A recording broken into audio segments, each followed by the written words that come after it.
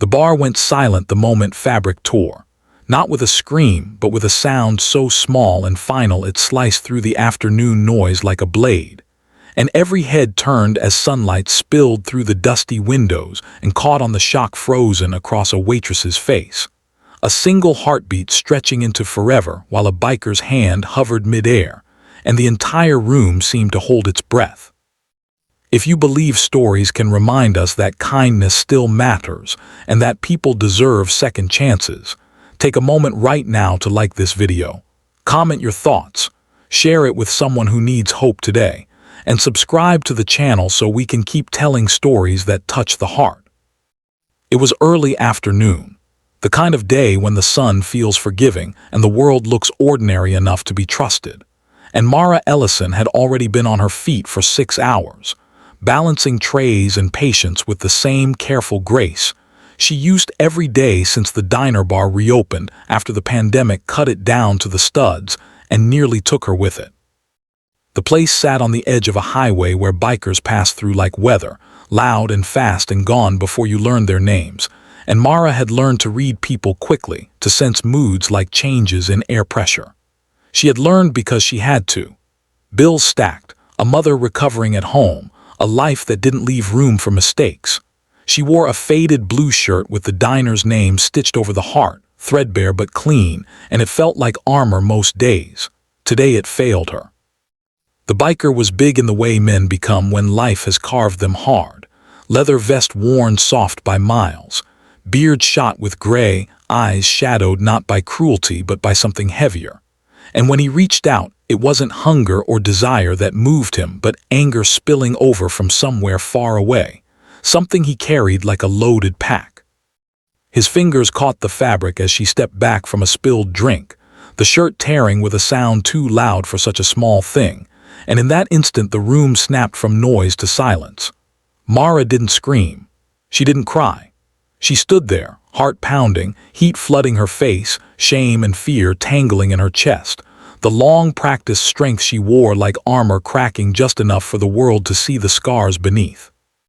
What froze the whole bar wasn't the tear itself, but what it revealed in the sudden wash of daylight.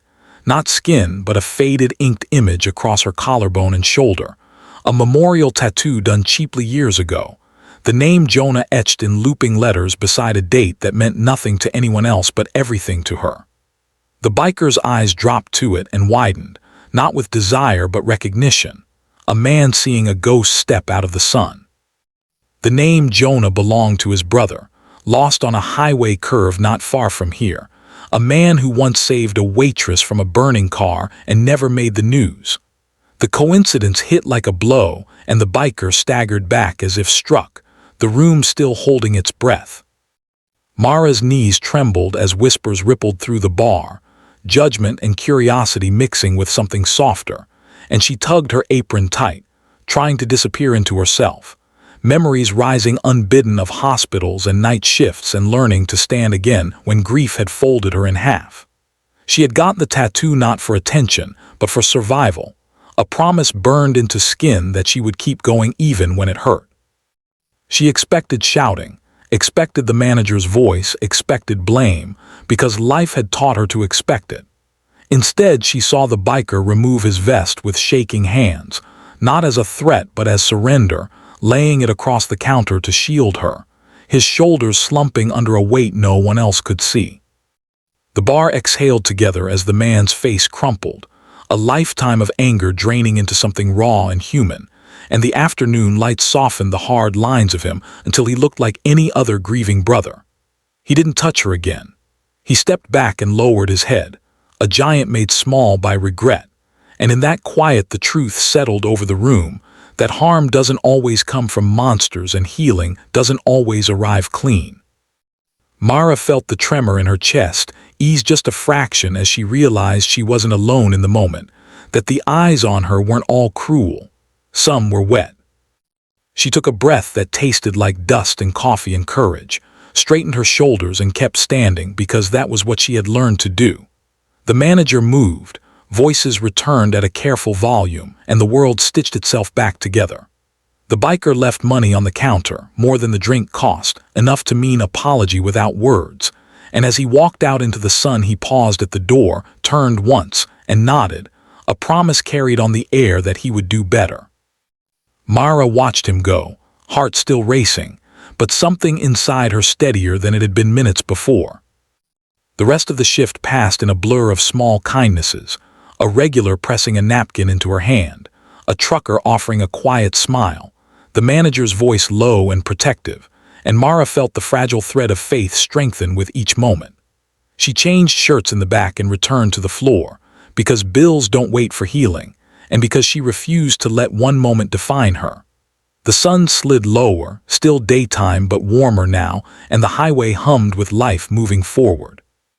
When the doors finally closed and she stepped outside, the air felt lighter, and Mara stood in it for a moment, hand resting over the tattoo that had frozen a room and opened a heart. She thought about Jonah, about second chances, about the strange mercy of being seen. The day had tried to break her and failed, not because she was invincible, but because she kept choosing to stand. If this story moved you, if it made you feel something real, please like, comment, share, and subscribe, because these stories live and breathe through your support. And before this ends, leave a comment below telling us where you believe kindness can still change the world. Mara walked home under the forgiving sun, carrying a borrowed vest folded over her arm, not as proof of what was taken from her, but as a reminder of what was given back, and the bar behind her returned to its ordinary noise, a place where a small sound once stopped time, and a human moment put it back together.